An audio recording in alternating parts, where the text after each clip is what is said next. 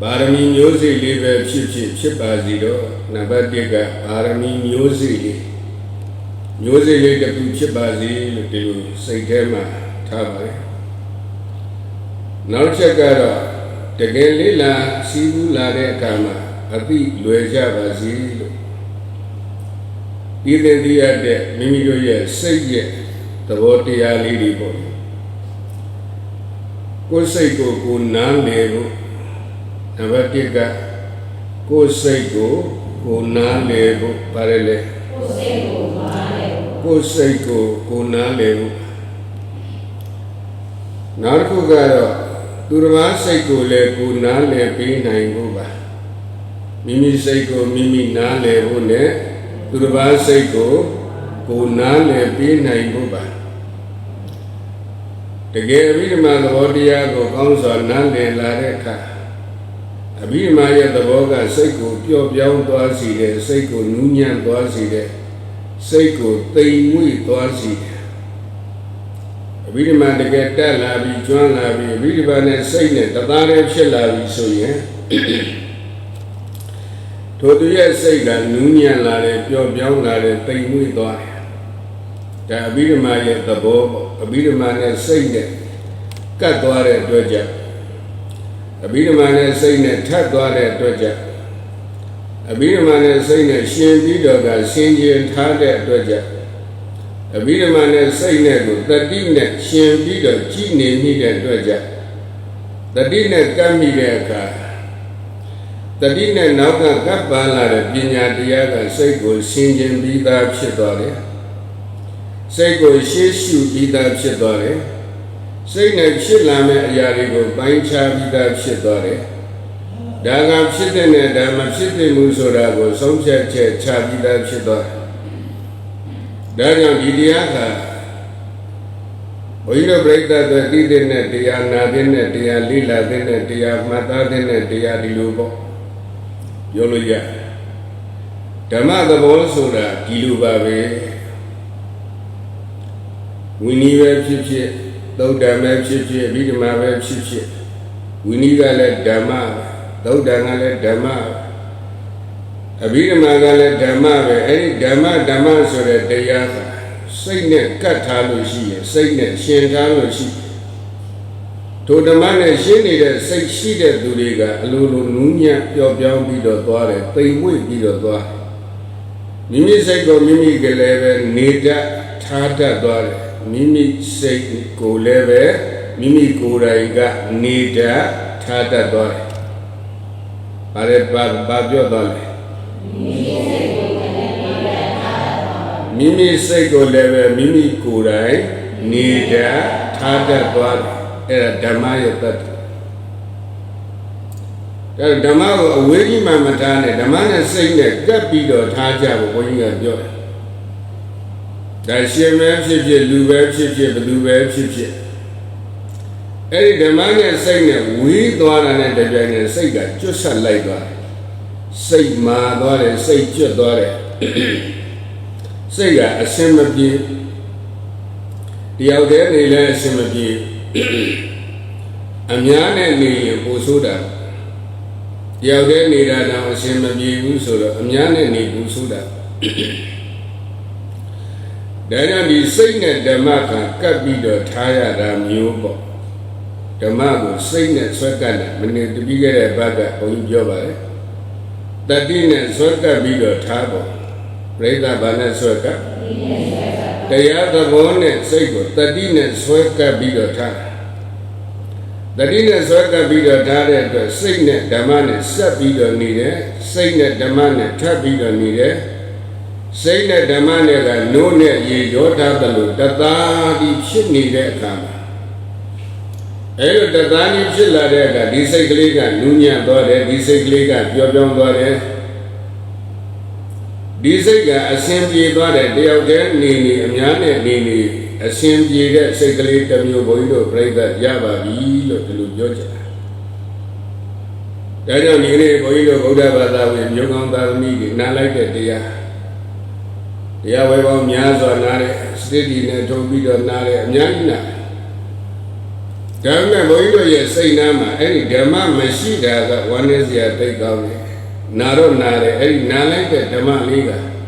စိတ်နာမှာမရှိတာကဝမ်းနည်းဖို့ကောင်းဘုန်းကြီးတို့ရဲ့ဓမ္မတတ္တိထဲမှာဘာလေးပါလဲလို့ဆိုတော့ဓမ္မဂုဏ်တော်ထဲမှာကြည့်လိုက်ဩပန္နိကောဓမ္မောလို့ပါလားမပါလား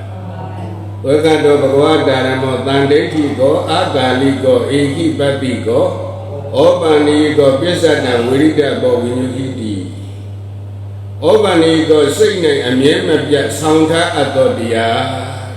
ဟုတ်လားစိတ်၌အမြဲမပြတ်ဆောင်ထားအပ်သောတရား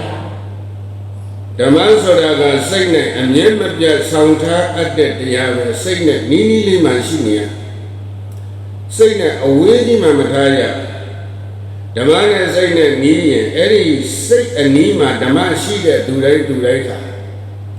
သောကအစရှိတဲ့အပူမီးတွေငြိမ့်နေတဲ့သောကအစရှိတဲ့အပူမီးတွေဘာဖြစ်လဲငြိမ့်သွားလောဘတွေအလွန်ကဲမဖြစ်ဘူးဒေါသတွေအလွန်ကဲမဖြစ်ဘူးမောဟတွေအလွန်ကဲမဖြစ်ဘူးဟော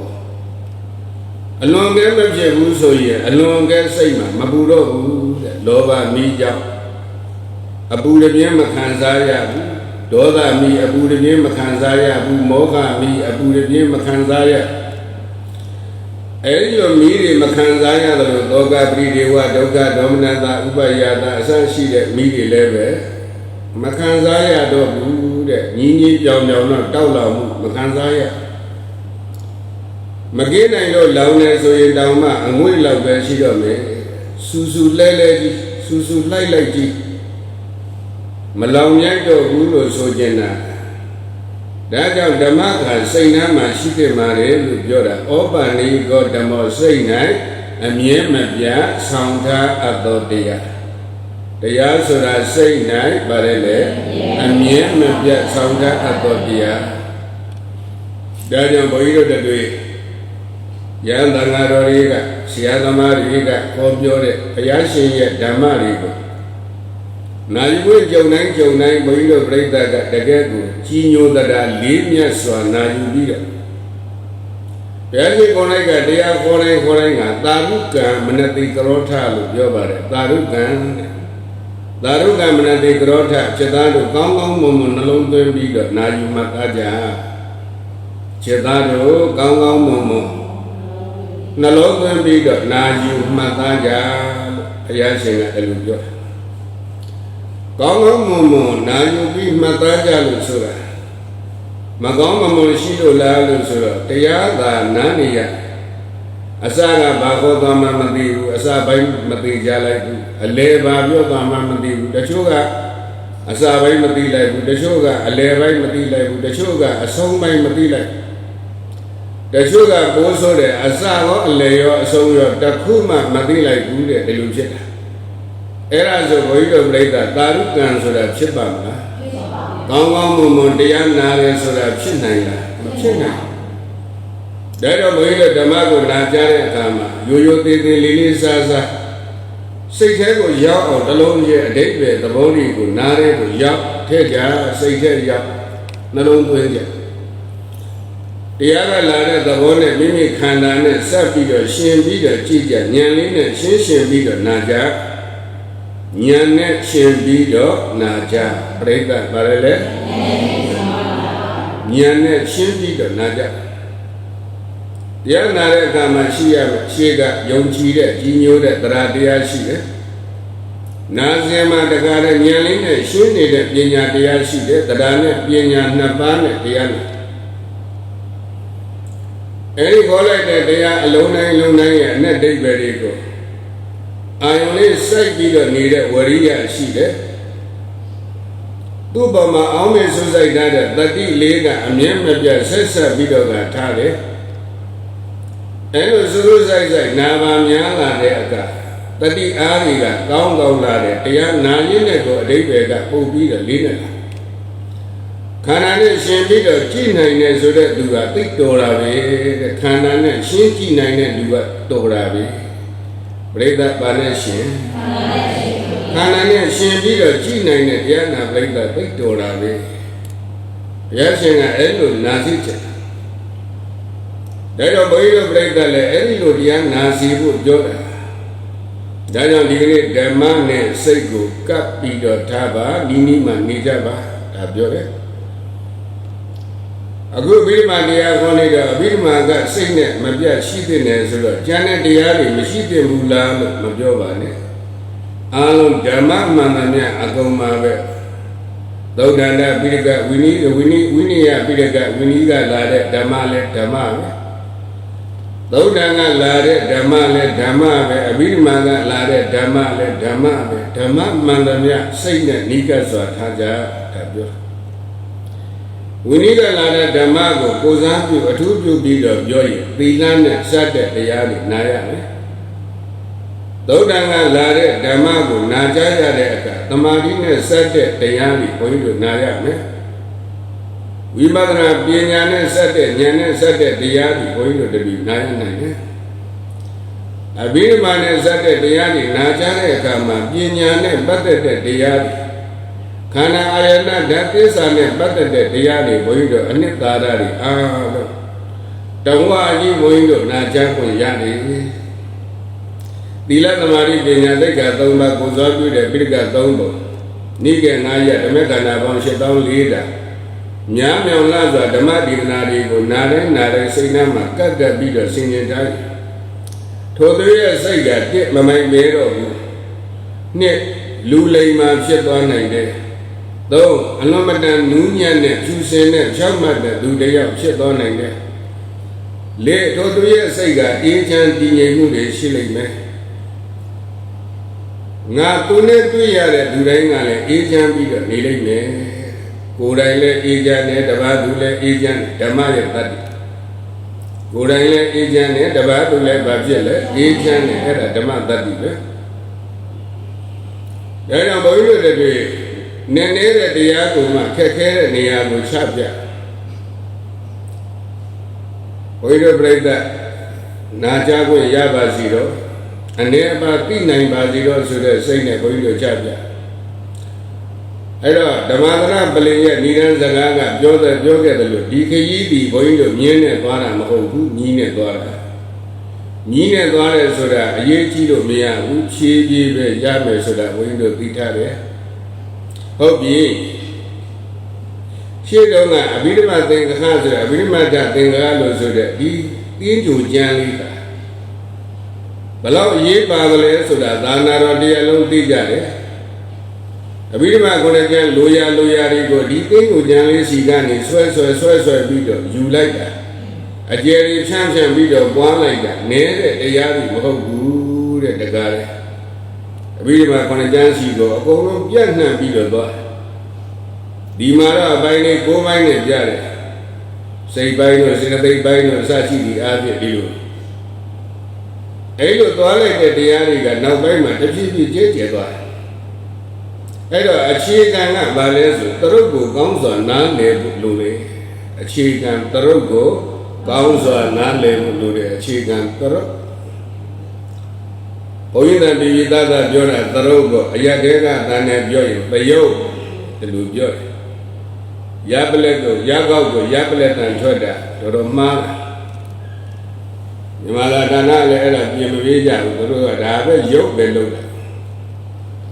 အဲ့တော့ရှိစေတော့သရုပ်တကယ်အတန်မှန်ကပါတယ်လေသရုပ်အတန်ပြက်ကသယုတ်မှတ်ကြရောအတန်ပြက်လို့ပြောလိုက်နော်သယုတ်လို့ပြောကြအဲ့တော့ဒီသရုပ်မှန်မှသရုပ်သေးကြပြီဆိုရင်သရုပ်ရပြီဆိုရင်ဒါကိုပမိုင်းနေသိလာပြီဆိုရင်နောက်ပိုင်းကတဖြည်းဖြည်းသူ့အတူရှင်းပြီးတော့သွားတယ်အဲ့ဒါလေးတွေမြင်အောင်ကြည့်တတ်ဖို့လိုတာဘုရားဝိသုဒ္ဓတော်ဆရာကြီးများစာချလိုက်ပြီဝိသုဒ္ဓတော်ကဘုရားစီရှေအုပ်စုမှာရှိကြတဲ့ဆရာကြီးတွေစာချပြီဆိုဘာမှရှေဝေးဟိုဝါဒတွေဒီဝါဒတွေဒီလိုကြည့်နေတာမဟုတ်ပါဘာချမာတိကာချဓာတုဒါချဇမိုက်ချပဋ္ဌာန်းချဘာချပြန်ပြီးတော့ကိုးကားတဲ့အခါမှာဒီသိန်းကြိုလေးကိုပြန်ပြီးကိုးကားတာတွေ့ရတယ်တဲ့သိန်းကြိုချမ်းကိုပြန်ပြီးကိုးကား ပြန်ပြီးတော့ဒီထဲကပဲထုတ်ဒီထဲကပဲနှုတ်ပြီးတော့ဒါကိုပဲပြန်ပြီးတော့ပြောဘာလို့လဲဆိုရင်သိခိုင်ကနေလို့ပဲတဲ့သိပြီးတော့ခိုင်ကနေမြင်လွယ်တဲ့ထင်လွယ်တဲ့ခိုင်ကနေဒါကြောင့်ဒီသင်္ခါအကျမ်းလေးကိုပဲပြန်ကိုးကားတာကိုဘုန်းကြီးတို့ဒီတွေ့ရမှာပါဒါကြောင့်ရှေ့စေဘုန်းကြီးတို့ရှေ့ပိုင်းစီတုံးကဘုန်းကြီးတို့ကပြောခဲ့ပြီအဘိဓမ္မတဆိုတဲ့တရားကနဲ့ပတ်သက်ပြီးတော့ကအဘိဓမ္မဆိုတာဘာလဲအဘိဓမ္မထဆိုတာဘာလဲပရမတ်ဘာလဲပညာဘာလဲစိတ်စေတသိက်ယုတ်နိဗ္ဗာန်ပညာဆိုတဲ့တရား၅လုံးကဘာလဲစိတ်စေတသိက်ယုတ်နိဗ္ဗာန်ဆိုတာဘာလဲအဲ့လိုအစစ်စစ်ပြောလာပြီးတော့ကဘုရားပြိဿအတွက်သိစေရတရားပြီးခဲ့တဲ့အပတ်စီကစပြီးတော့ပြီးခဲ့တဲ့အပတ်အထိလောဘဒေါသမောဟအစရှိတဲ့တရားတွေပြိဿသိခွင့်မရဘူးလားရသွားတယ်လောဘမှုစိတ်ကဘယ်နှပါဒေါသမှုစိတ်ကဘယ်နှပါမောဟမှုစိတ်ကဘယ်နှပါတယ်လို့သိခွင့်ရအဲ့တော့သိခွင့်ရတဲ့အခါမှာတိတံလောက်စိတ်ကမှတ်သားပြီးတော့ထမူနဲ့ပြောတဲ့လောဘမူလို့ဆိုလောဘမူလဒေါသမူဆိုရင်ဒေါသမူလမောဟမူဆိုမောဟမူလဖြစ်ပုံတွေလည်းပြောသွားတယ်အဲ့လိုပြောသွားတယ်လို့တဖြည်းဖြည်းနဲ့မှနည်းနည်းလေးမှရှေ့မတက်ရင်ပြိဿဒီတိုင်းရနေတယ်ဒီရတဲ့ကိုယ်ကတမျိုးကြောက်တယ်ဆိုဒီနေ့တချို့ဥပုသ္စာမှာမလားကြောက်မယ်ကြောက်တယ်အဲ့လိုတကယ်ကြောက်တာလားဆိုတော့ဟုတ်တာမဟုတ်ဘူးရှောက်တော့တယ်နော်ဥပုသ္စာနာမလို့တော့ကျန်တဲ့ဟာလုံးမှာပဲနော်ကျန်တဲ့ဟာလုံးမှာကျန်တဲ့ဖြစ်နိုင်ကြတယ်အများကြီးပဲဒါလေးတစ်ခုတည်းတော့မဟုတ်ဘူးဖြစ်နိုင်ကြတယ်အများကြီးပဲကြောက်တယ်ဆိုလည်းကြည့်ကြောက်တယ်မကြည့်ပဲနဲ့မကြောက်နဲ့ကြောက်ရင်ဘလို့လုပ်ပြီးကြောက်ရမှာလဲကြည့်ကြောက်အခုလုံးလုံးမျိုးတွေကမကြည့်ပဲနဲ့ကြောက်တယ်တရေကြီးဆိုမျက်နှာလက်နဲ့အုပ်ထားတာမျိုးတရေကြီးရဲနေပါဖြစ်တာပြူးကြည့်လိုက်တာကြောက်မယ်ဆိုလည်းကြည့်ကြောက်ပါတဲ့မကြည့်ပဲနဲ့မကြောက်ပါနဲ့အဲ့တော့ဖြစ်နိုင်တဲ့အရာတွေဘုန်းကြီးတို့ပြိတ္တာအများကြီးပဲအခြားအကြောင်းရပြောမယ်ဆိုဘယ်ကုန်မလဲမနေ့ကပြောခဲ့တယ်လို့ပေါ့ဟိုကလည်းဖြစ်နိုင်တယ်ဒီကလည်းဖြစ်နေဟိုဘက်ကလည်းဖြစ်နိုင်တယ်အများကြီးပဲသို့တော့တတိနဲ့ပညာနဲ့နေကြပါလို့တော့ဘုန်းကြီးကတိုက်တွန်းပါတယ်ပြိတ္တာဘာနဲ့နေတတိနဲ့ပညာနဲ့နေကြတတိကမမိမလျော့မပေါ်မဆနေပါပညာကပိုင်းခြားခြားစီစစ်နေပါပညာကဘယ်လိုနေရပိုင်းခြားခြားစီစစ်နေကြဒါကတင့်တော်လားမတော်လားဒါလုံးတဲ့လားမလုံးတဲ့လားဒါတော့စဉ်းစားပြီးတော့နေကြတို့လူတွေများဆိုတယ်လေဝေလီနဲ့တော့မကြောက်ကြဘူးအဲဝေလီကဘုအန္တရာယ်များတယ်ဘုန်းကြီးတို့ဗမာပြည်ကဒီတိုင်းတခါလည်းတော်တော်ကိုတနာပါတိုင်းပြည်ကိုကြည်ပြီးတနာအရေးကြီးတာပါလဲဆိုတော့အတိ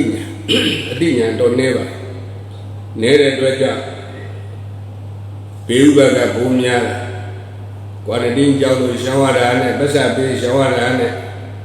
ပတ်စပ်ပေးလို့ယူတဲ့လူကလည်းတော်တော်မိုက်တာဒီကျမ်းမာရေးပတ်စပ်ပေးယူတဲ့ဆိုတော်တော်ကိုဆိုးတဲ့ဒီငွေပေးငွေယူကိစ္စကလည်းတော်တော်ဆိုးတယ်တချို့ကကွာရတင်း3000ပေးပြီးတော့ကွာရတင်းကြော်ခဲ့ရတယ်ဆိုတာဒီပြန်ပြီးထွက်တယ်တချို့ကလည်းအဲ့ဒါကိုတိကြီးနဲ့ကိုကွာရတင်းမဝင်ရအောင်လုပ်တယ်ဒါကိုစူပါမန်လုပ်နေကြတယ်ကျမ်းမာရေးဆိုအရေးကြီးတယ်လိုအပ်ရင်ကိုကြောင့်သူများဘေးမတင်ပါစေနဲ့ကိုကြောင့်ဘာဖြစ်လဲသူများဘေးမတင်ကြပါစေနဲ့အားလုံးကအသိစိတ်ကိုယ်စီရှိကြတယ်ဒီဗိုင်းရပ်စ်ကအစောကြီးငြိမ့်ပါလေအသိစိတ်ကိုယ်စီရှိဖို့တော့လိုတယ်။ဘာစိတ်ရှိရအသိစိတ်ကိုယ်စီရှိရမယ်တတိစိတ်ကိုယ်စီရှိရအဲ့ဒါကိုစူပါမန်လုပ်လို့တော့မရနေဇတ်တကားပေါက်တွေနေဇတ်တူလျိုပေါက်တွေကလည်းတခုမှဖုန်ဒီပတ်တိလုံနာသိမ့်မရှိဘူးတော့ကြမြေပြင်ကပြန်လာလိုက်ခြေပြန်လာလိုက်အဲ့ဒီလိုနီးညွန်းညွန်းနဲ့ပေါ့နိုင်ငံတကာကနေပြန်လာအဲ့ဒီကလည်းဘိုးတွေကပန်းလာ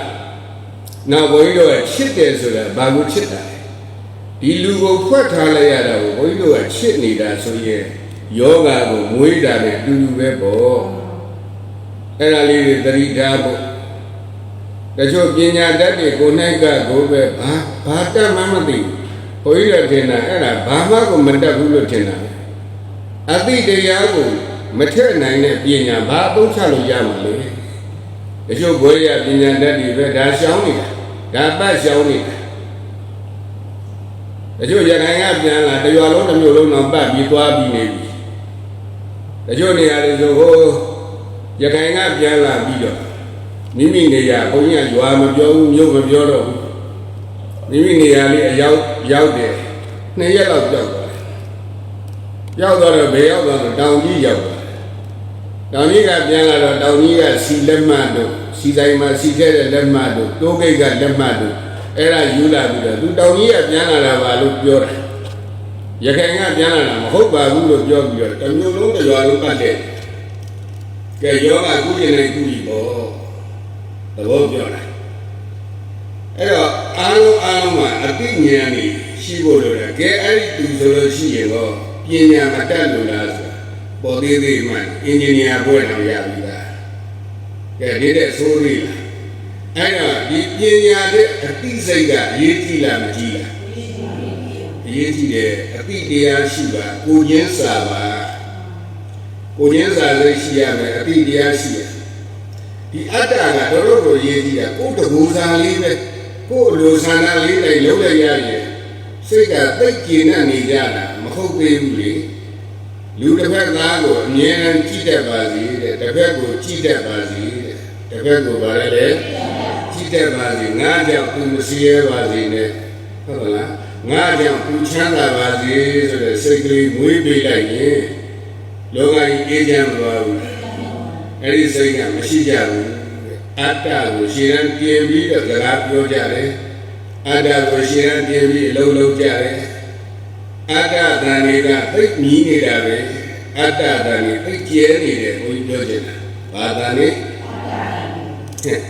အတ္တတန်တွေဆိုတော့ဘုန်းကြီးကသတိရဘုန်းကြီးတရားဟောတာငယ်ငယ်ကလေးကဟောရတာပါဒီနားလေးကဒီနာကြောင့်ရွှေတော်ပါဠိတက္ကသိုလ်နေတော့ဘုန်းကြီးကအနိကနေရတဲ့ဆရာကဆရာတော်ဥဇရိတ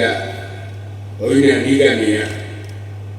အဲ့တော့ဒီလိုကနေရတော့ဆရာတော်ဥဇရိတလည်းဓမ္မဂတိကပဲဆရာတော်ကအခုအမေရိကန်ဆရာတော်ပေါ့ဒီနေ့ကိုပြည့်နေပါနဲ့ပြန်လို့မရတော့ဒီနာကြောင့်ပြန်သွားဆုံးနေရ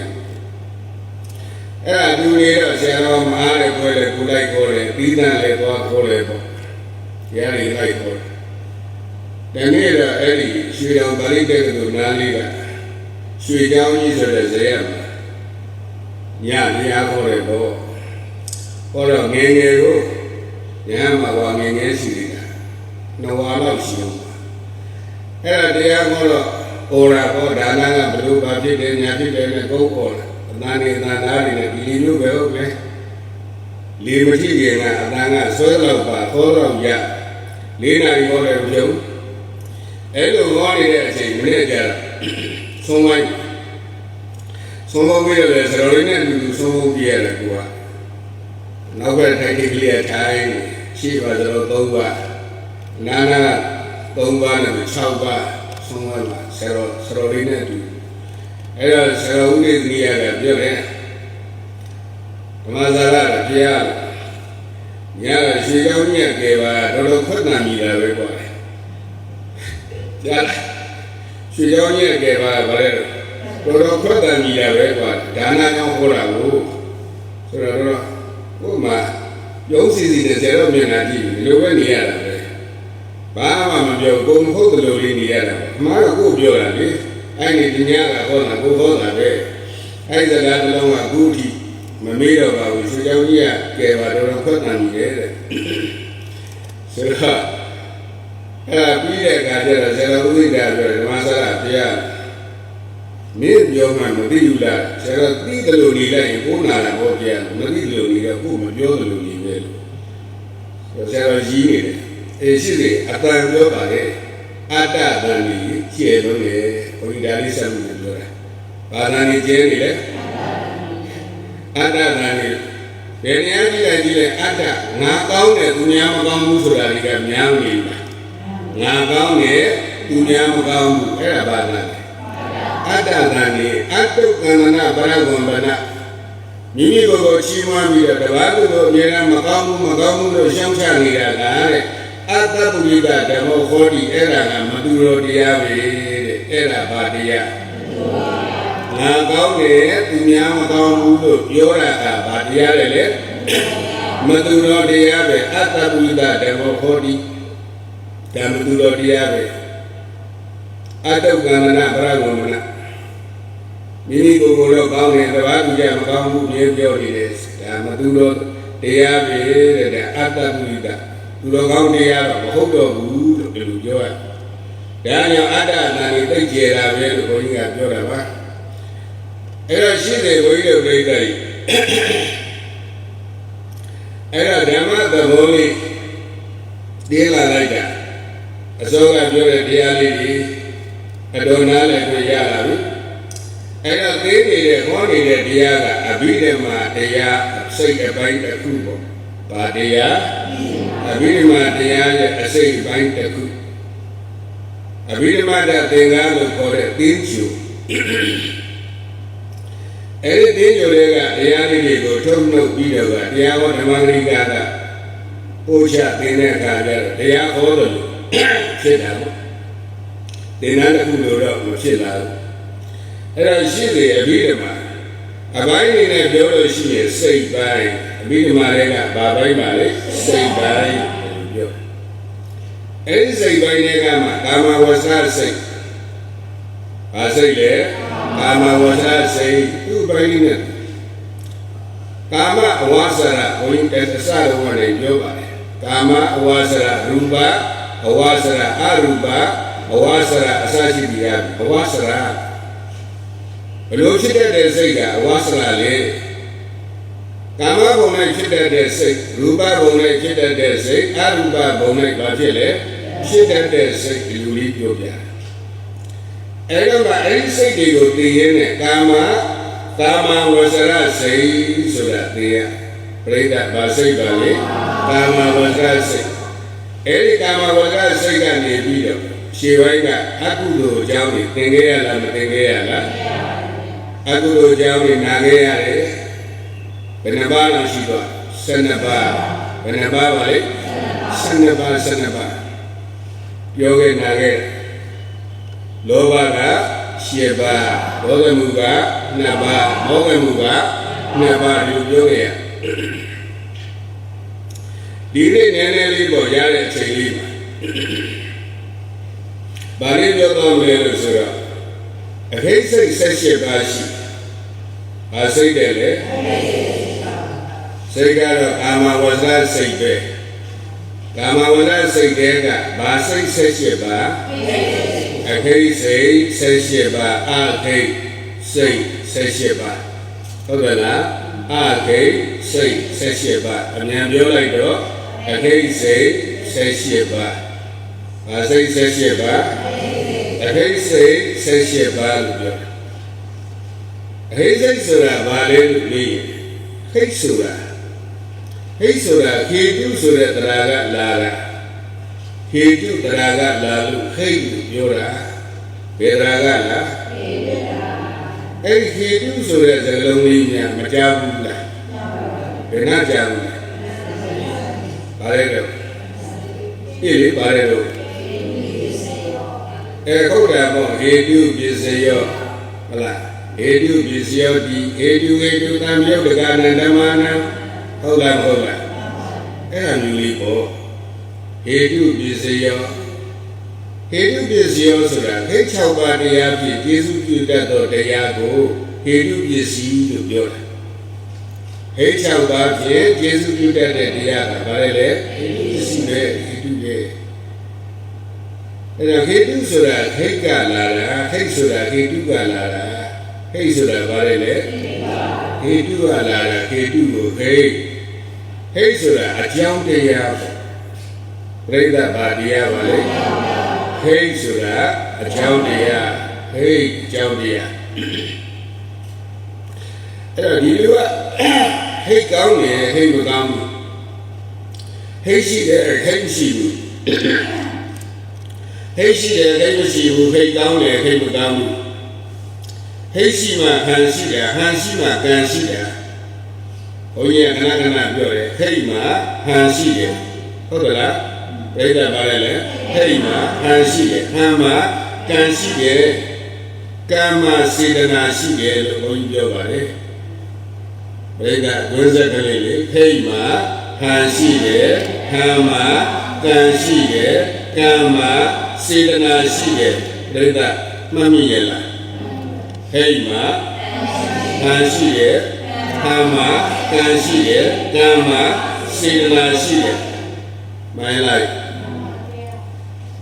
တဲ့ဟိတ်မှဟန်ရှိတာပုံလန်းပုံလားပြန်ပြီးတော့တွေးကြည့်လူတစ်ယောက်မှာလော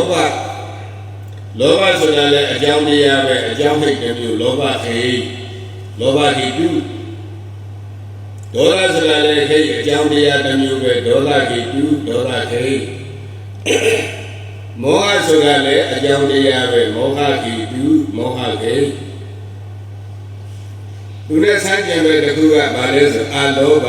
အဒေါသအမောဟအလောဘဟိတု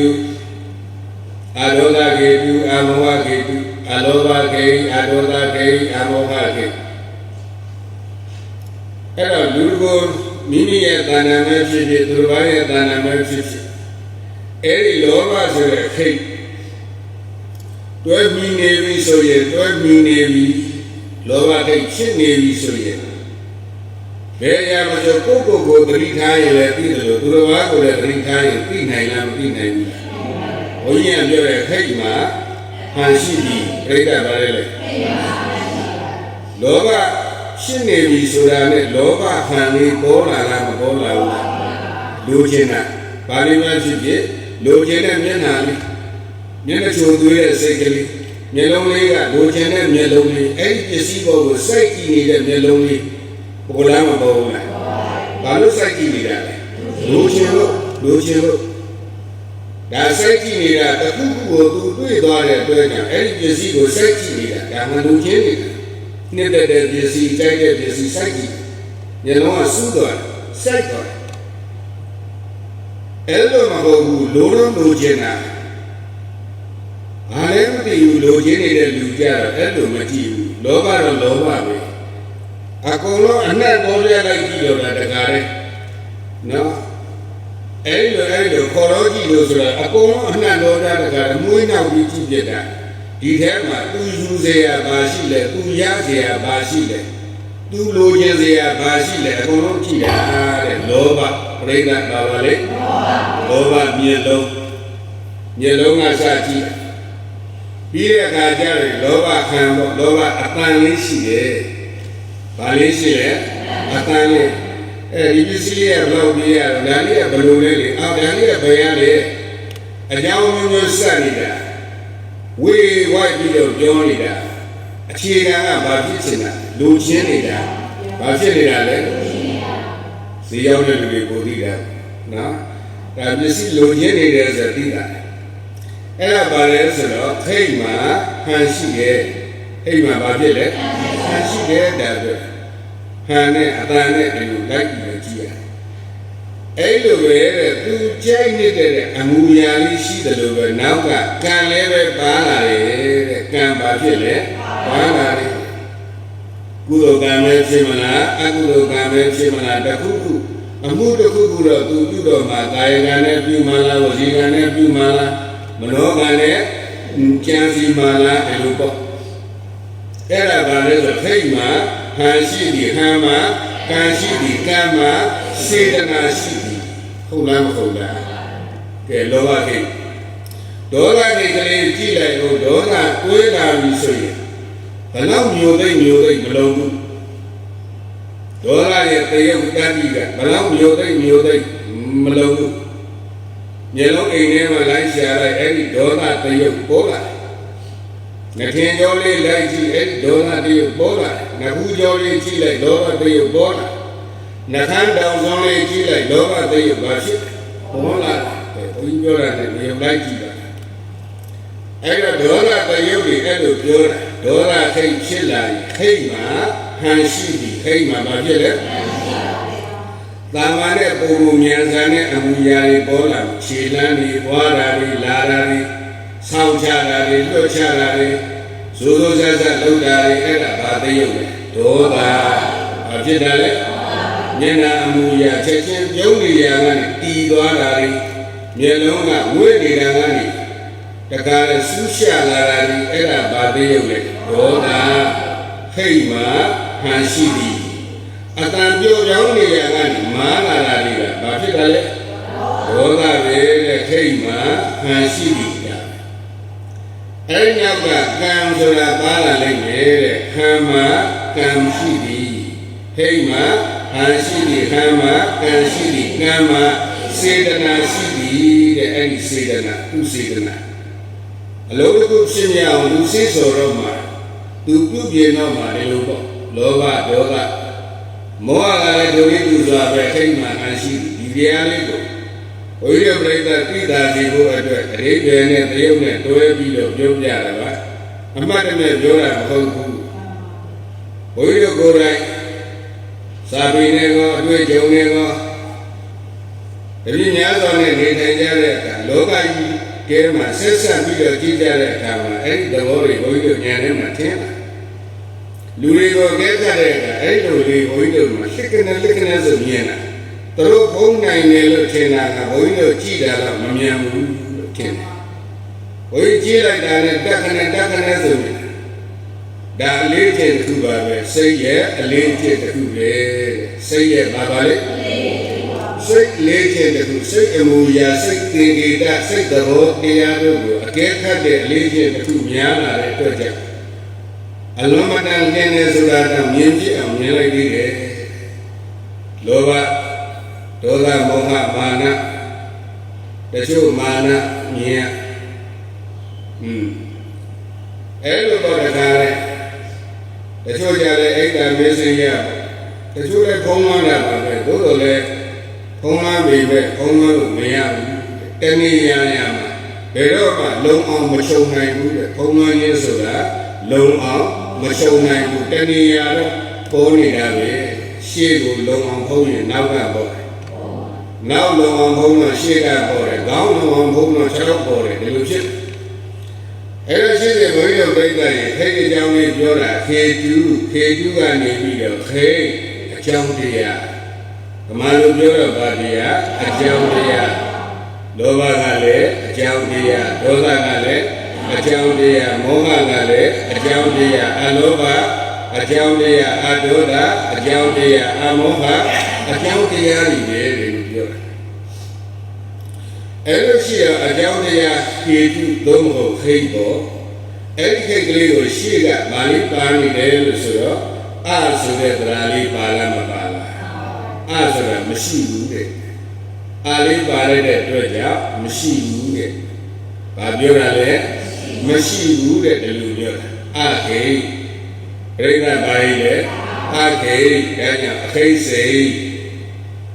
မြန်ဖတ်လိုက်တော့ဘယ်လိုပြောလဲအခိတ်စိတ်ဘယ်နှပါ78ပါလို့ပြောတယ်အခိတ်စိတ်ဟုတ်ကလားအခိတ်စိတ်78ပါအခိတ်စိတ်78ပါဆိုတော့အစောကဘုန်းကြီးတို့ကပြောတယ်အကုသလဝိပဿစိတ်9ပါအဟိကုသလဝိပဿစိတ်7ပါအဟိကရိယာစိတ်3ပါလို့ပြောတယ်အဲ့တော့အကုသလဝိပဿစိတ်9ပါရဲ့အဟိကုသလဝိပဿစိတ်7ပါရဲ့အဟိကရိယာစိတ်3ပါရဲ့ပေါင်းလိုက်ရင်ဘယ်နှပါလဲ78ပါပေါင်းလိုက်ရင်ဘယ်နှပါလဲဒါအကုန်လုံးရောပြန်ပြီးတော့ခေါင်းစည်းတော့ပြောတာ78ပါရှိဖို့ပြိဿဘယ်နှပါရှိ78ပါရှိတယ်အကုသလဝိပဿစိတ်ကဘယ်နှပါ9ပါပြိဿဘယ်နှပါလဲအကုသလဝိပဿစိတ်ဘယ်နှပါကုသိုလ်ရအောင်လဲဆိုကြည့်ဘယ်နှပါလဲ9ပါအကုသလဝိပဿစိတ်9ပါအခေကုသလဝိပဿစိတ်က7ပါအခေကုသလဝိပဿစိတ်ဘယ်နှပါ7ပါအခေကရိယာစိတ်ကဘယ်နှပါ3ပါပြိဿဘယ်နှပါလဲခွန်8 3ဆိုတော့78ပါအဲ့ဒီ78ပါကိုဘုန်းကြီးတို့ကပြောတယ် Hey say Seshiba, Breda, Basay Seshiba. Hey say Seshiba, Era tu the guy, Yoga, Toyoga, Nale, Lubai. Hey say down in Nale, a Jamo Muso Yedua Bajima, a Jubo, Breda, a Jamo Yabajile. Achieve that we better we baga dragala, Breda Bagala, we baga sura achiuteya, Breda Barele, we baga sura badia, achiuteya. A Jamo Uso Yabale, a Jew board, a Jew board, Hodala, Eddie a Jew. A Julian and Mother Video, P9C, Yopiana. Bane Mother Video, a Julian and Mother B. A Josura, a Jambo, a Josura, Varele, a Jambo. Elma Arcade, a Kate, a Jaudian Mabaru, a Jaudian and Shiru, Odana, a Juda de Chide, Reda Bachidale, a Juda de Chide say, Illusion. Then Nabati Mala Bale, Agudala, we will say Sheba, Breda Babale, Agudala, we will say Sheba, Elushibare. Agudala, we will say Lusura, Oida Breda Soga, Beta, Shiga, Beta, Sarabli Dema, Bale, Ubega Bago, Seku Winyan say, Breda Barele, Ubega, Bago, Seku Winyan say. One day, one day, machine, Pacheta. Agudoi, a Jobe Chedo, Nienti say, Hodala. One day, machine, Agudoi, Jobe Chedo, Nienti say, Oyo Dema, Isari Bale. Ubeka Solane, one Barago, one day, Shila. One Bala Hodala, Mahogu, one and Hodala, Mahogu, one Dala, Mahogu, one and Hodala, Babiole, Ubeka, Lord, Pega Babiole, Ubeka, the Hago, the Hagata, Pega Bale, the Hagata, do watch it up, Hodala, the Hagata, do watch it up, but do not do the Wale, Ubeka, do the Wa. Breda Balade, Ubegana, Duva Chide, Basile, Saku Winyan say, Breda Basile, Saku Winyano, Saku Winyan Pade, Winyan Mapaya, Winyan Pade, Breda Bapale, Winyan, Breda Balale, Winyan Pade, Daligo Mamigo, Winyan say, Winyan Nagana. Any Yasore Galiga, Yanalong Buta, Yabanalo, Yanalong Nemo, Yanalong Buta, Yanalong Buta, Shiga, Wally Logan, Week. Now I Yanalong Buta, Shiga Yaga, Way of Gabi Yaga, Yazra, Wayana, Adele, Wayana, Hodala. Era una you died of Winyam Palamapala. Breda Babale, Winyam Pade Era Mama, Winyam Mahogu, Winyam Nalamogu, Winyam Pade, Breda Badele, Winyam Pade Era Liboy, Breda Madata Zero. Baliniga, join so in a Badora 3 tired. Garaga Hambani. Idrarina Taka Saki Diablo Soyina, May Bandit, Ye Bandit, alone. They are a Ye Bandia. Hola. Ella Bola Nedo Nyama, Ye Bandit, Soli Dashide, Ye Bandit, May Bandit, Reda Barele. Ye never came to the Lomani Gorabe. No, and a mother May Bandit, you fire the Everywhere Janet is only a Mia Mari, Naki Babe. Though the Yenesia, my Mayaroma, no more, the time money on my bed. Oh, the Delo will the video, we will need a Nala who and he got that nail in the government you. The needle, India, now Jan, you don't know Jan in Lupiare, who by me, Alubia, Dila Viva, Subia. So that the Goale Shiga, Dani, about Billy, Vida, Mishia. Keshivadi, and Saudi Janes, Banani, Bada, where we take out the Mariam, Arena, Dana, Sodar. Abjamazaria, Sitya, can't do that. Ababazaria, where we take out the Mariam, Abuba. Abu Jari, yes, so now, I am not also Ababazaria. I will so like a long job, job. Poi già Ababazaria, so like a delay Baloha. Namatina, Chili of the La, Namatina, Chili of the La. That the load of Ababazaria Chiba. Hogu, Abyama, Saria, Wiremini, they have a damn Tamadi Yami, Elabu, lead on Naga Chabia. Chabi. Now the Nila Jaro, Yaguida, Dila Judo, Elu, not Town. Oh, Yabi Ababazaria, and Chiba. So, any lady, Breda, that did have Amari, Jojana. And I go ever Bajilla, Seku, Wayan say, Breda Bazile, Seku Wayan say, you get a Gago, Seku Wayan say. One by one again, she had to go to Vichito, Mienti say, Preda Barele, Mienti say, Seku Wanya, Preda Barele, Seku Wanya. Seku Duraga Miesi, Seku Abale, Yesi Abatida, Miena, Yesi Abatida, Wanyanga Pida, Wanyanga Batile. Pero miena tira ne pauno mienti se pasai vale ahí lo vieron saku wenyan se preda pasai le saku wenyan se mamila chia uge ga ga go lo so lo wanda wane je mashi parele wanda wane je mashi aku do yi achu bin phit do preda vale lo aku do yi achu bin phit do pasai le Mienti say, I say Valley, Mienti say, Seku Wayan say,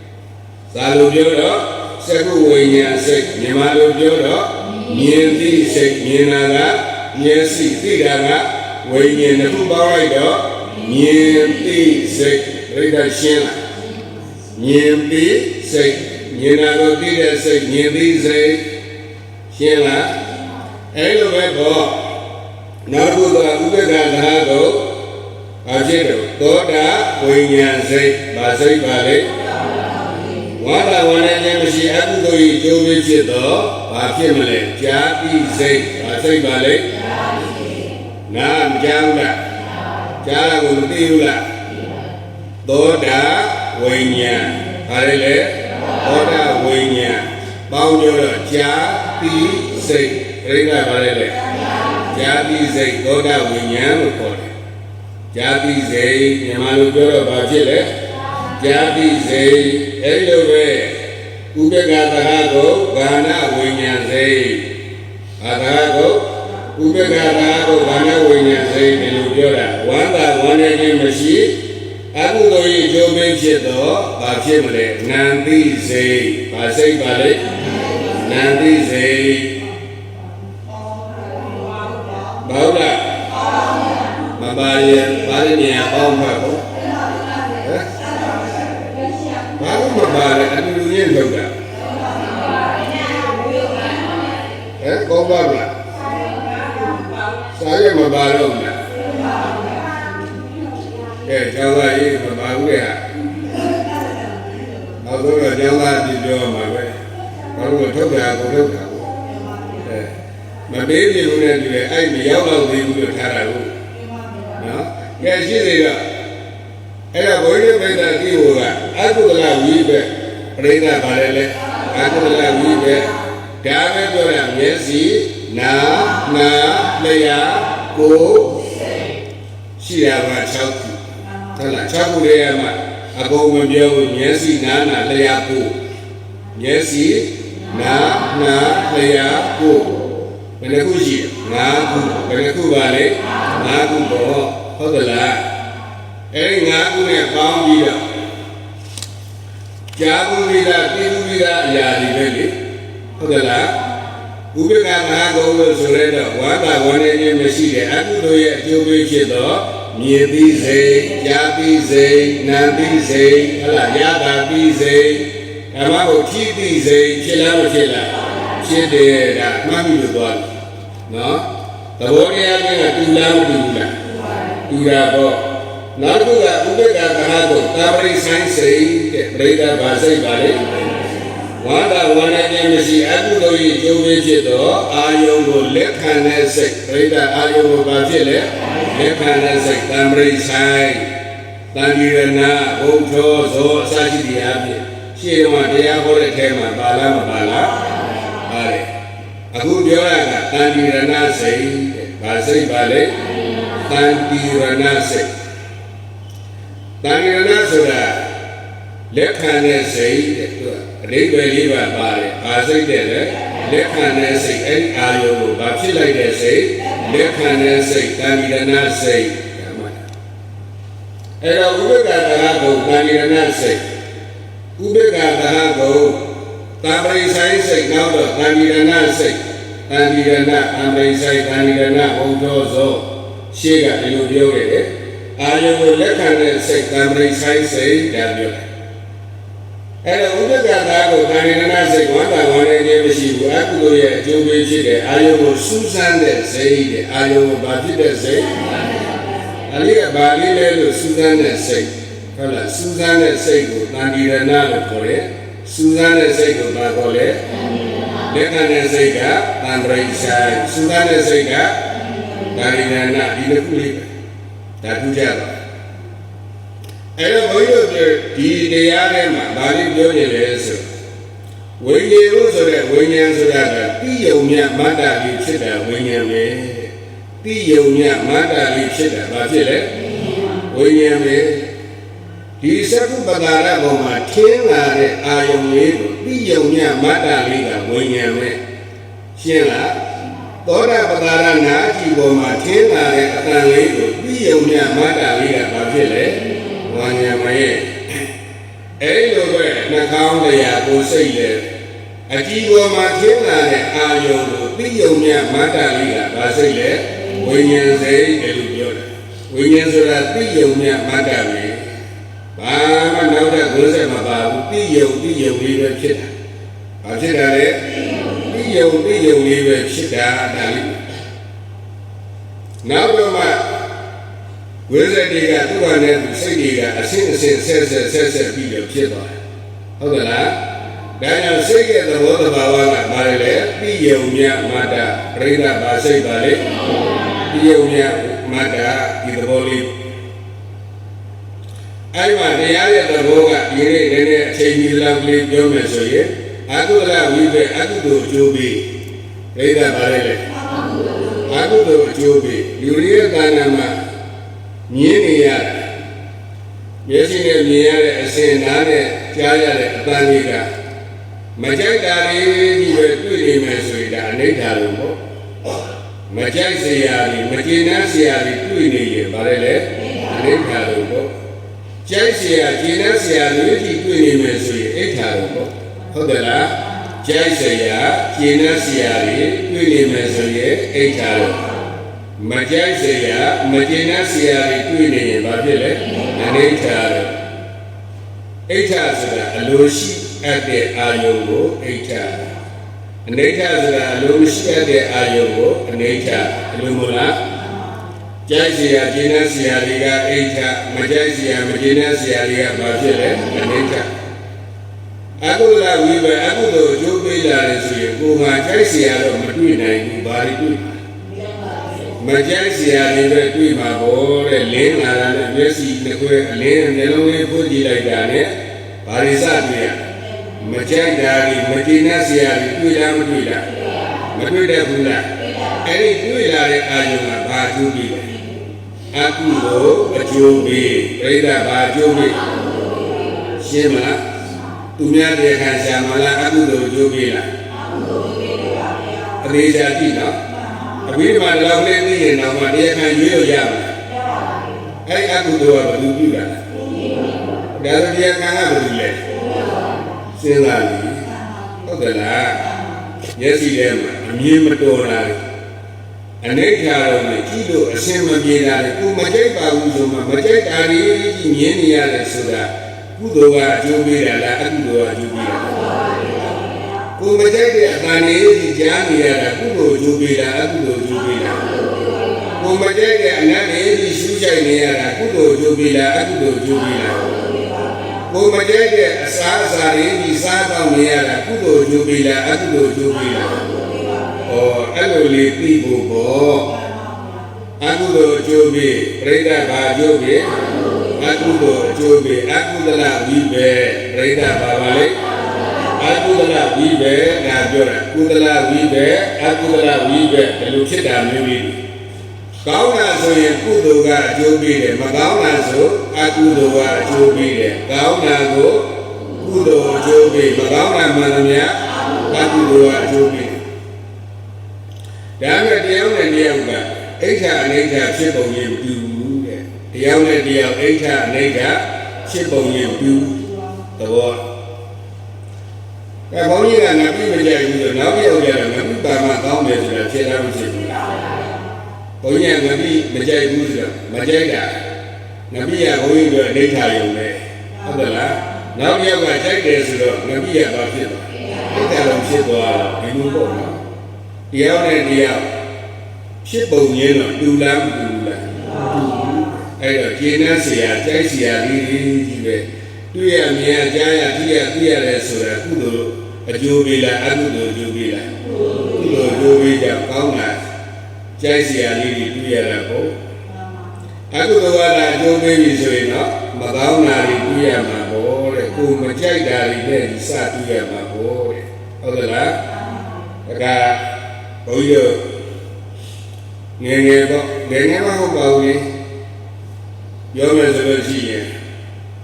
lúc giá này thì cái chán là số giá mà cái chán là bao nhiêu gì vậy chán là siêu xe đã này đi lên là gì chán là mình phải gì vậy bao giờ anh mà bao giờ anh ngó đâu này xí đi lại nấu đi lại gì vậy chỉ lấy xe để là cái để đi ai cũng nhìn nhỉ ấy là chỉ là anh ấy thà là rồi anh ấy là anh thà luôn đấy ấy ai cũng nhỉ bao nhiêu ngày thì đi ai cũng cho gì à giáo sư thôi là người chỉ là thằng là giáo viên như thế này để khám mà lấy đi là chỉ được chỉ là bài câu đi ra thôi luôn ôi giờ mấy chỉ là Ulu bahaya ni dah. Di bawah di loga di bangun je nak dulu ni dah. Dan memang terdiri dia apa? Bangun je mak biore, bangun je mak biar lah. Aku tu cubi, perintah bah cubi. Aku tu harum cikau sini mana. Tiang ni, udah. Acubi kuajar sudah jodoh akudo perintah bawale acubi deh terboleh bodoh narba jarum aku bidak jajar jamja koja ya kalau lah ini dah acubi deh terboleh wibasi perintah basai balik wibasi di jauh itu kau joni babi kalau kau perintah lembut jual bidak lainnya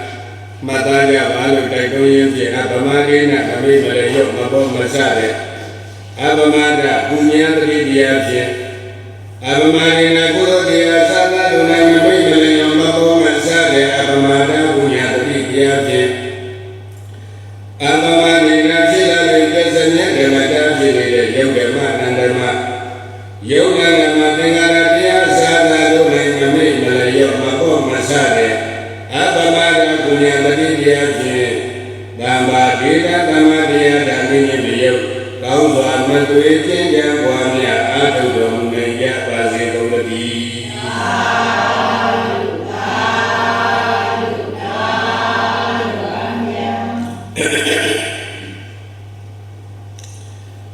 ဆိုအရှင်ဘုရားဘုရားတပည့်တော်များသည်သံဃာဝိစေယကောင်းမှမြေမြတ်စွာဘုရားရပါစေခြင်းအကျိုးမှာတရဏဂောဘုံကနှင့်ဘုဘာသောဘုဟုတိလာကိုယုသေးစွာခံယူဆောင်ပြီး၍ဓမ္မတပင်စေရင်ခြင်းပါ၍ဘုဇောရသောဘုရားရသောအမတဒါနဓမ္မဒါနဘုလိုတော်နှင့်တကွာဘုံမြတ်လာသောသံဃေဝေဘောရှင်ဘုခြင်းရတာအကြံပြတို့ကိုဘုရားရသောဒါနကုသိုလ်သောက်တည်ရသောသီလကုသိုလ်နာကြရသောဓမ္မဘဝနာကုသိုလ်ဝါမြရသောဘာဝနာကုသိုလ်ဆောင်ရွက်ရသောဝေယဝဆကုသိုလ်ဘုဒ္ဓကောင်းမှုအစုစုတို့၏မေတ္တာသစ္စာပါရမီမျိုးဖြစ်သောစေတနာနမတတိတိဆင်းရဲခတ်သိငြိမ်းရအမှန်ဘေးရခတ်သိငြိမ်းရအမှန်စိုးရိမ်ခတ်သိငြိမ်းရအမှန်နိဗ္ဗာန်ကိုရစေရောက်စေတတ်သောဉာဏ်ဉာဏ်ဘုံဉာဏ်ဤအကြောင်းကြောင့်ပါယေရှုပြုသည်စေစေမတွေ့ဖြစ်ပါစေတည်းဖြစ်ပါစေသာအရှင်ဘုရားဒီနေ့ယခုဘုရားတပည့်တော်တို့ရှိမှုအပ်သောဒါနကုသိုလ်သီလကုသိုလ်ဘာဝနာကုသိုလ်ဝေယဝိဇ္ဇာကုသိုလ်ကုသိုလ်ကောင်းမှုအစုစုတို့၏အဖို့ဘာကကာမတတိဉာဏ်မြတ်ကိုမြတ်မောက်မြတ်ွယ်မြစ္ဆုပန်တန္တရာမပြတော်ကြအမိအဘဆရာသမားအဆွေမျိုးမိတ်တေကကအဘောက်တို့နှင့်တကွာဘုံမှာဆောင်ကြဘုရားမကဓမ္မယုံဆောင်ကြဓမ္မယုံဆောင်မက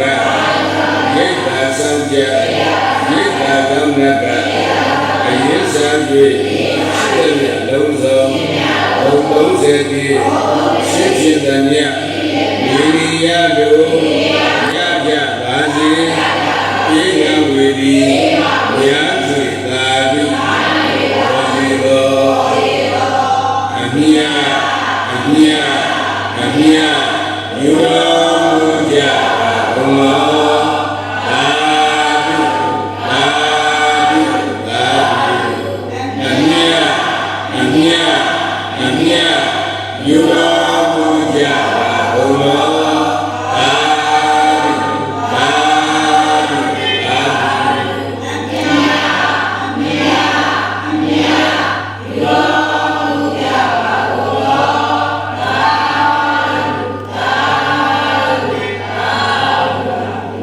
ဓမ္မဒါနကုသိုလ်ရှိမိသားစုနှင့်တကွတရားတော်၌ယုတိတိနာယုမသံကြဘုံတော်ဓမ္မဆွေတော်မျိုးတော်ပါသံဃာဆွေတော်မျိုးတော်ပေါင်းတော်ကောင်းတို့ဒီကိုယ်စိတ်နှပြတဲ့ရှိခြင်းမှာပြည့်ရကင်းပေါ်ကြကုန်ပြီဖြစ်၍လူဣဇမန္တနာတို့ဒီလည်းပဲခြင်းနဲ့မမခြင်းနဲ့သာသာဖြစ်နိဗ္ဗာန်တိုက်တော့ခရီးရောက်လို့ကိုယ်စီကိုယ်ငါပြည့်မြောက်တော်မူနိုင်ကြပါစေကုန်သတည်း